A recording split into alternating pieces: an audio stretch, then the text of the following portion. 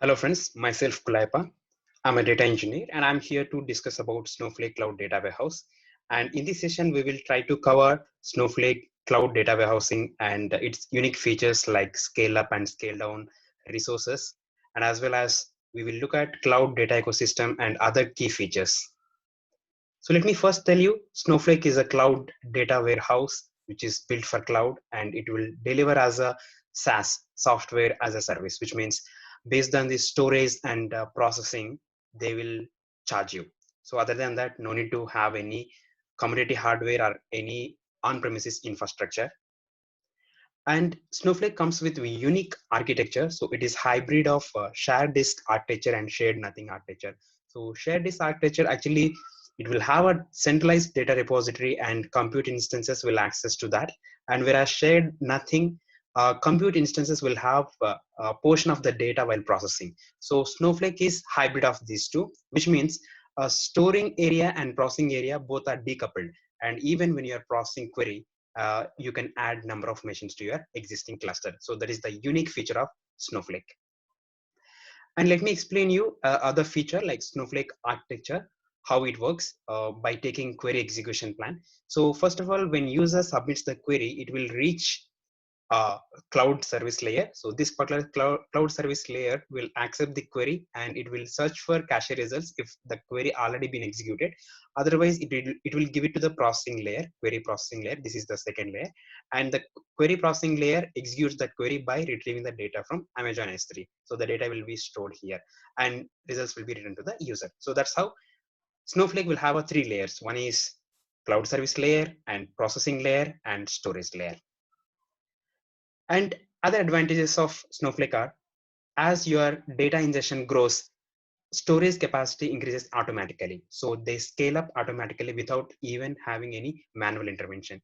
Even they will add machines to your cluster based on the load. For example, you are running reports at end of the month, or else you are doing some data load, and based on the heavy load, they will automatically increase the number of instances. That is what we call it as a horizontal scaling. So these are all the few tools that are having connectivity to Snowflake.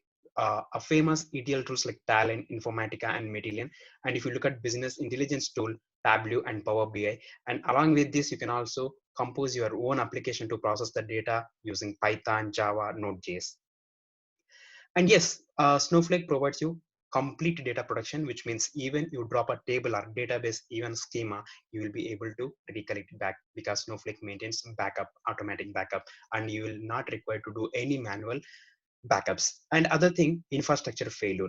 They will keep, I mean, Snowflake people will keep your data three times, I mean, three times replica across the multiple data centers so that your data will be easy to recover even though your infrastructure gets failed.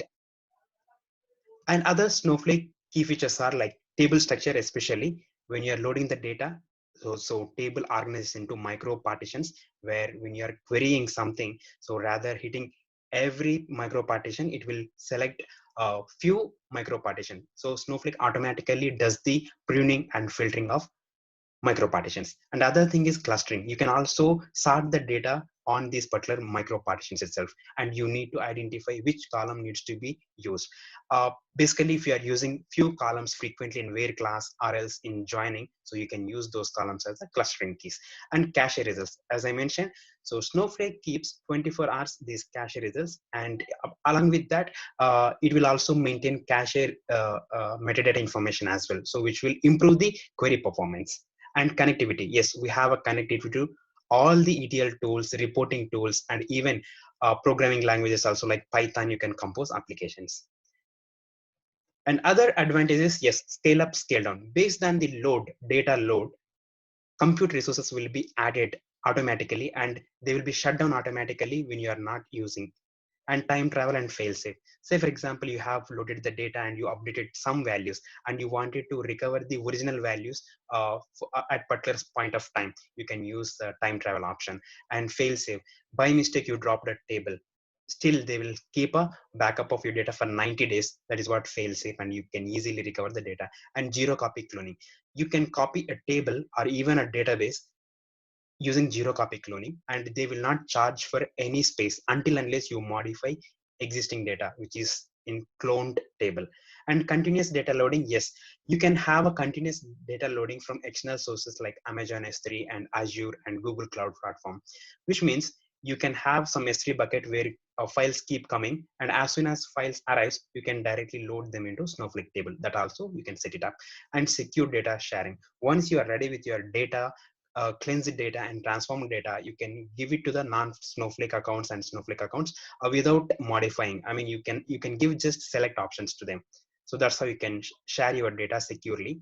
And file types, yes, I mentioned semi-structured file types. It supports mainly JSON Pocket format, and you can also stage the data without even loading into a table. You can simply just put into a stage. And resource monitor, you can keep monitoring your resources, like how billing coming and the number of credits, how many left, and you can set some percentage value, and on that you can set some alarms. Okay, and you have a system defined roles and others. Yes, you can do everything.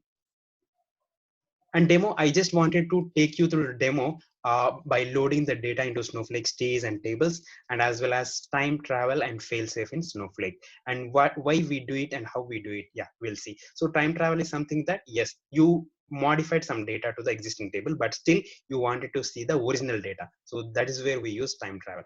And fail safe is something that you dropped a table and you wanted to recover it. But in real time, if you go for Oracle or Teradata, it is very difficult to recover the dropped table.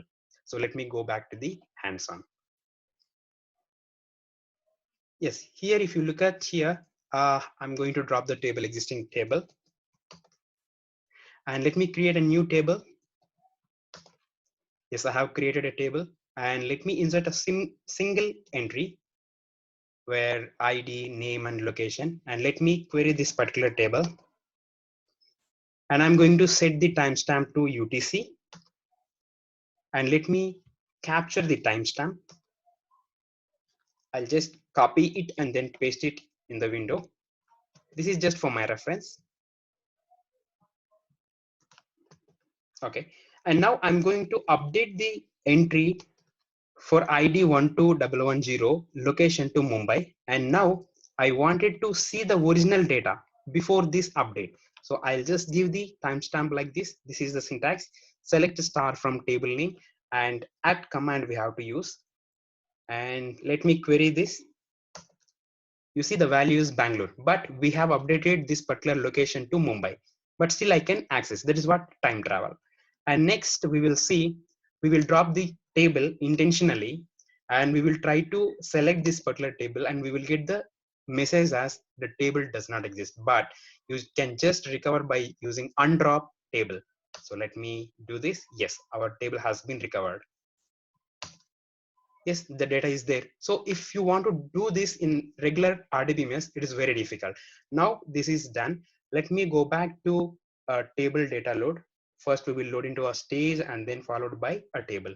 So to create the stage is something that it is an area in Snowflake. You can just place your files. I'm going to create a stage. Yes, stage has been created. And I'm going to create a file format, because when you place your file onto stage and if you want to query, you definitely need a file format, because you need to know what delimiter it has and all other details. Yes, I have created file format also. And I'm going to put the file into this particular stage. So put command we will use and location of the file and then use a stage. Remember, when we are loading a file, so it will automatically compresses the file and you can see .gz file has been uploaded. Now let's go and you can list the stage using list command, but let me query this particular stage using this query. So this is not a table, this is a stage only. Yeah.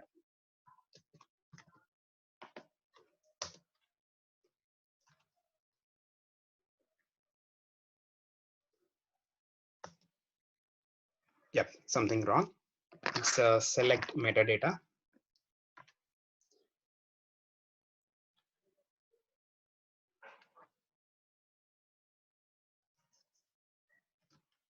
Okay, let me keep it into 1.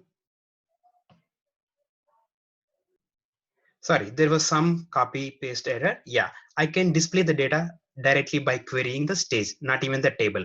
Now let's get this into a table. Let me create the table. Yeah, the table is already existed. Now to load the data into that particular table, you can use this copy into command. So copy into table name from stage name and file format I'm giving. That's all. The data has been loaded and you can query the table. Select the star from u_user. Yes. Yeah, we are ready with the data. We have loaded the data into stage and then to the table. Let me go back to the slides. Yes. So we have loaded the data. Let's go to the summary. Yes, we have covered key features and we compared with enterprise data warehouse and cloud big data and demonstration and data loading and demonstration on fail safe and time travel. So that's all for this session. Thanks for watching.